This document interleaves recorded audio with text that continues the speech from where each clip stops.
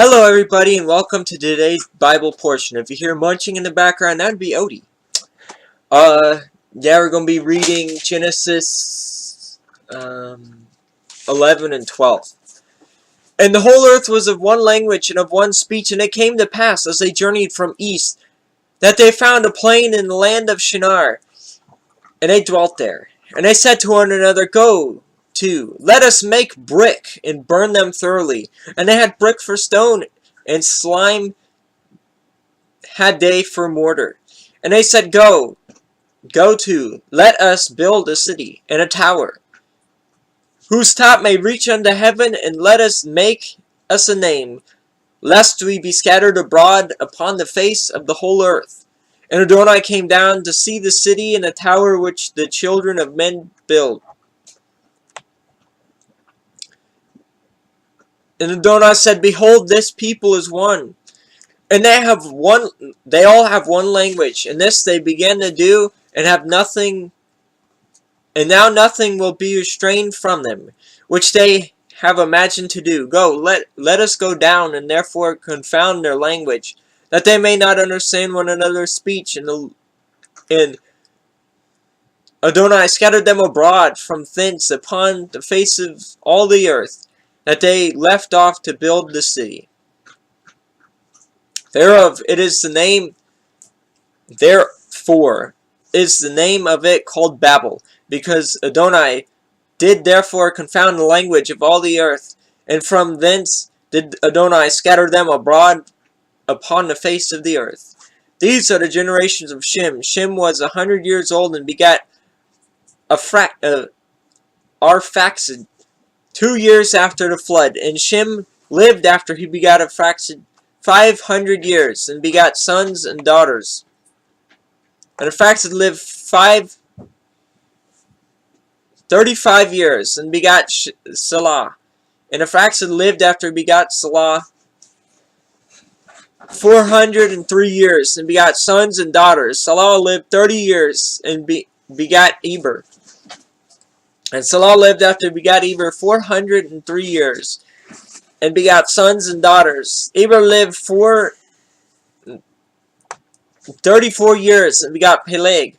And Eber lived after he begot Peleg 430 years, and begot sons and daughters. And Peleg lived 30 years, and begot Ro.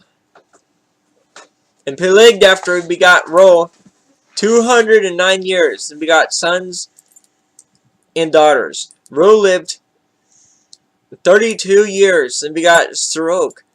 And Ro lived after he begot Serug 207 years, and begot sons and daughters. Serug lived 30 years, and begot Nahor. And Serug lived after he begot Nahor 200 years, and begot sons and daughters.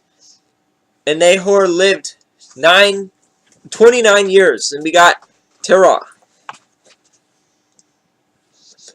Nahor lived 29 years, and begot Terah.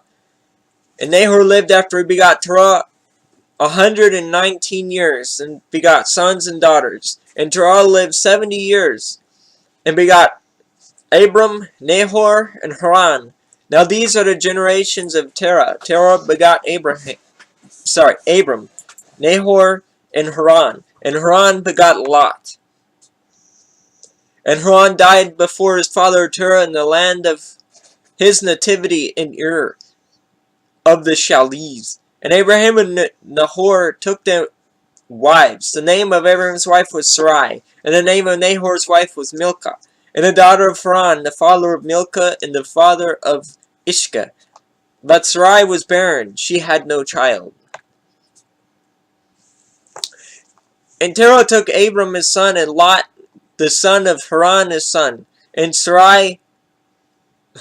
son's son, and Sarai his daughter-in-law, his son Abram's wife, and they went forth with them from Ur of the Chaldees to go into the land of Canaan.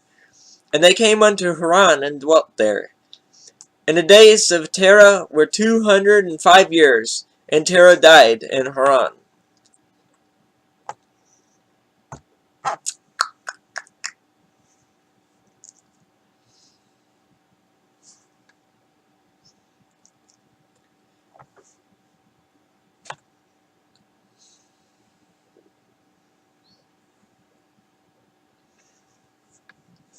Genesis 12. Now Adonai had said unto Abraham, Get thee out of thy country, and from thy kindred, and from thy father's house, unto a land that I will shew thee.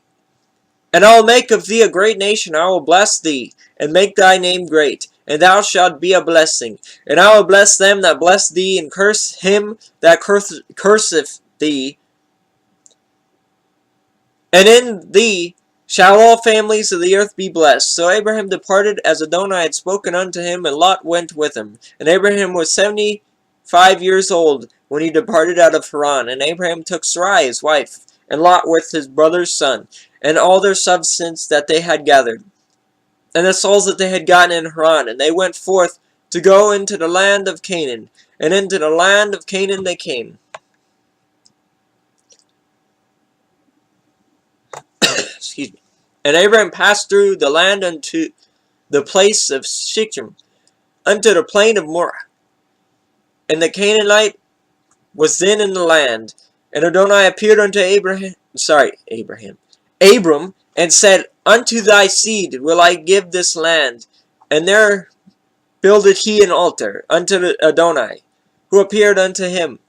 And he removed from thence unto a mountain on the east of Bethel, and pitched his tent, having Bethel on the west and Hai on the east.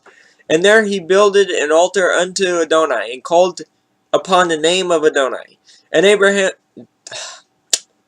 Abram journeyed, going on still toward the south.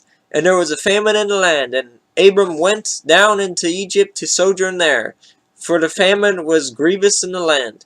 And it came to pass, when he was come near to enter to Egypt, that he said unto Sarai's wife, Behold now, I know that thou art a fair woman to look upon.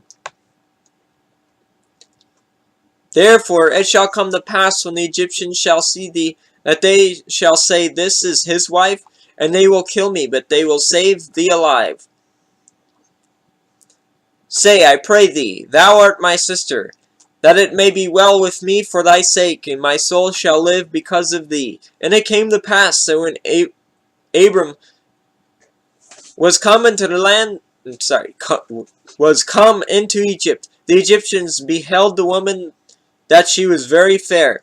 The princes also of Pharaoh saw her, and commended her before Pharaoh. And the woman was taken into Pharaoh's house, and he entreated Abram well for her sake. And he had sheep and oxen, and he had asses and menservants and maidservants, and she asses and camels.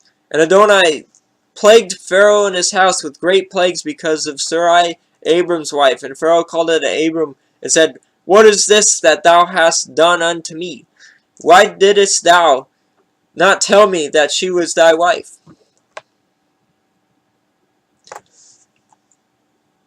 Why didst thou, She is my sister, so I might have taken her to me to wife? Now therefore behold thy wife, take her and go thy way.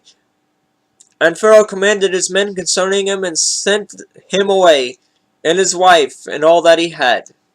Well, that was it for today's read. Until next time, I hope you all have a great night and a fantastic tomorrow.